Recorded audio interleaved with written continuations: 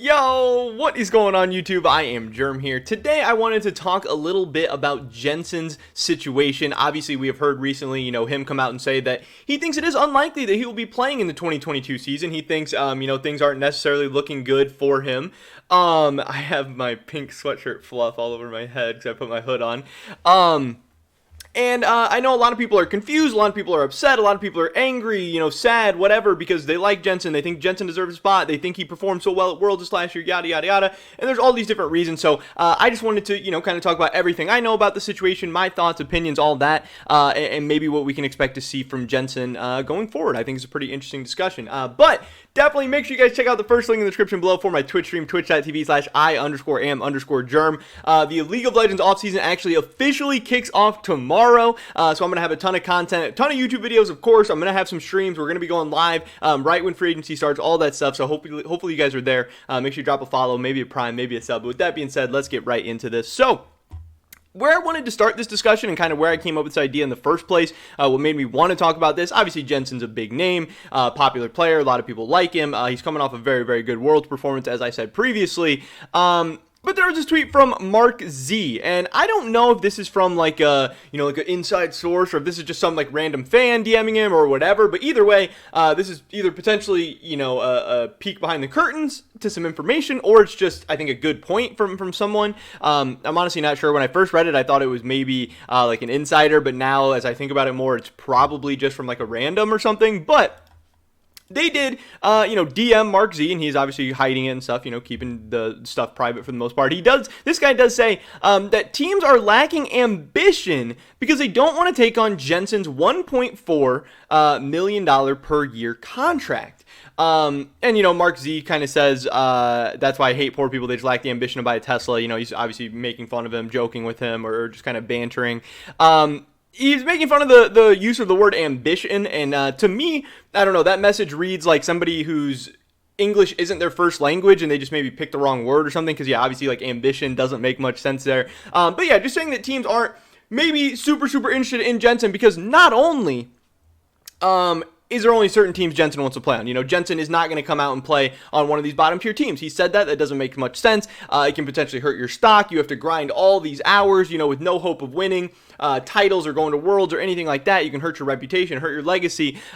He could just stream part-time. He's rich. He could just do nothing if he wanted. He could just play solo queue. He could prepare and practice solo queue and scrims and all this stuff and get ready for when a good team does want to pick him up. At this point, a lot of the top players, we're hearing this from many people, Jensen and Doublelift probably most vocally, but there's definitely a lot of other top players that feel like this as well, that it's just not worth their time to play on one of these lesser teams because these teams don't have great infrastructure, don't have great staffs, they don't have great rosters, they're not interested in spending, they're not interested in winning right now, and these players who are ultra competitive and have been at the top of their field and all this stuff, it's just not super interesting to them.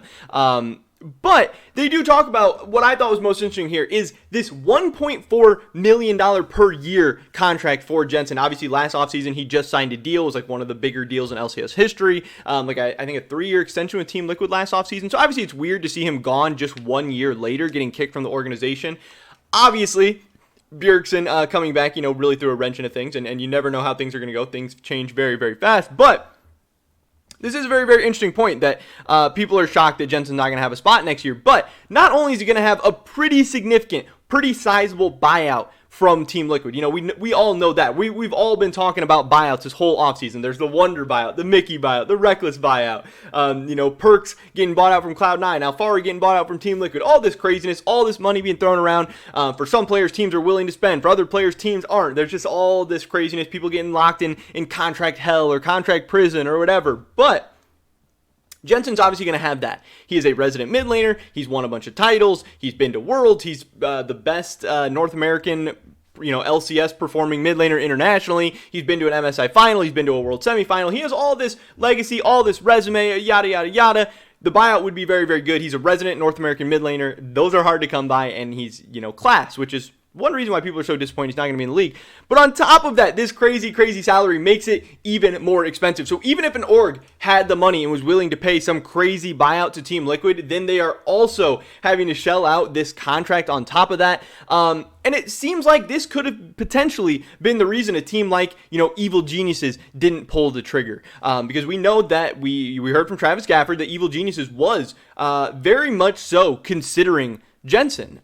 They were at one point looking at the roster of Impact, Inspired, Jensen, Doublelift, and Vulcan, and it sounded again like they were very, very close to that. But when you do realize how expensive that would have been, especially as some other people are saying, when there is a team like Team Liquid out there, like this guy says, it's because none of the LCS teams would beat TL with Jensen on the team. So it's a 1.4 million to not have an auto guarantee for a spot at Worlds. Better to gamble on young new talent. Exactly. I don't totally agree with this. I don't think everyone's like, oh, there's no way we're gonna beat Team Liquid or anything like that. But I do think this kind of investment, because it's not just 1.4 million per year, it's also plus a buyout as well. And we're talking probably at least $1 million buyout, definitely a 7-figure type buyout for Jensen. When a team like Evil Geniuses could take a chance on Jojo Pune, who is a fraction of the cost, and they think very, very highly of him as well. Obviously, nobody expects Jojo Pune to be Jensen in the spring split of 2022, but maybe a year from now he could be comparable to Jensen, and again, for what, a tenth, like some crazy fraction of the cost. And he's super young, youthful, building towards the future, all this stuff. And right now, where Cloud9, still a ton of question marks. We don't really know what their team's going to look like in 2022. TSM, they have a ton of question marks. Don't know what they're going to look like in 2022. This EG team with Impact Inspired Vulcan, even if they go a little bit younger at 80 carry with Danny and Jojo in the mid lane, they absolutely could still be in the vying for that third or even second Worlds position behind Team Liquid, maybe behind 100 Thieves, who knows at this point. There's just so much chaos going on between all these orgs. It doesn't seem like anybody in North America outside of TL, and again, maybe 100 Thieves, has a really, really great, solid, foolproof plan for 2022. So, do you want to be the team that, goes out and spends all this money and then maybe it still blows up in their face or something like that? I do think that is, kind of interesting. I thought this did add something very, very interesting to the discussion, of buyouts and contract prison and all that stuff. Just understanding that Jensen also has one of the biggest just base salaries really in probably all of League of Legends right now. This guy is getting a bag for sure. It also makes me curious how much money some other players are making. Like, I do wonder what Bjergsen's contract with Team Liquid is going to be, because obviously we heard in the past with TSM, Bjergsen was willing to take pay cuts in order to help the team, financially and help them get other players and stuff like that. And when you're looking at that TL roster, the Hansama buyout wasn't cheap. Bwipo's salary isn't going to be cheap. We know that Core JJ is making some good money. So I do wonder, what's Bjergsen's salary? Is it 7 figures? Is he making a little bit less? This guy makes a ton of money off a million other things. He's selling his TSM ownership, all this stuff. But yeah, I did think that this was an interesting kind of update to the whole Jensen situation. And I think we're going to get to a point where Jensen may have to consider taking a pay cut in the future, even though that's a salary on his contract and all this stuff. He's probably, I think at some point, whether it's in the middle of spring split or between spring and summer or whatever, I think some teams are going to reach out to Jensen. I think Jensen is going to have an opportunity to play in the LCS in 2022 if he wants to, but I wonder if it's going to be for this full $1.4 million per year salary. Is he going to have to take a pay cut? Is he going to be willing to take a pay cut? Would he rather sit out and wait for an opportunity, maybe come back in 2023? I don't know, but again, this whole situation is really, really weird because I think the LCS as a whole is better with Jensen in it.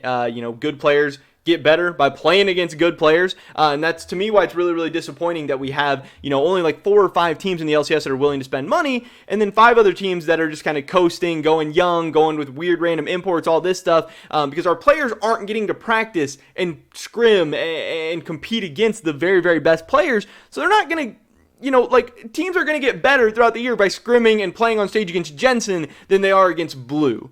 So, as somebody who wants to see the LCS players and teams get better, succeed, grow over the course of splits, weeks, years, seasons, whatever, kind of a concerning trend and a concerning look for me. But that is pretty much it for this video today, guys. Tell me, drop a like if you did enjoy it. I would appreciate it so much. Leave a comment down below. What do you think about this whole situation? Do you think we're going to see Jensen in the LCS at any point in 2022? Do you think he's going to take a pay cut? I'd love to hear your guys' thoughts and opinions.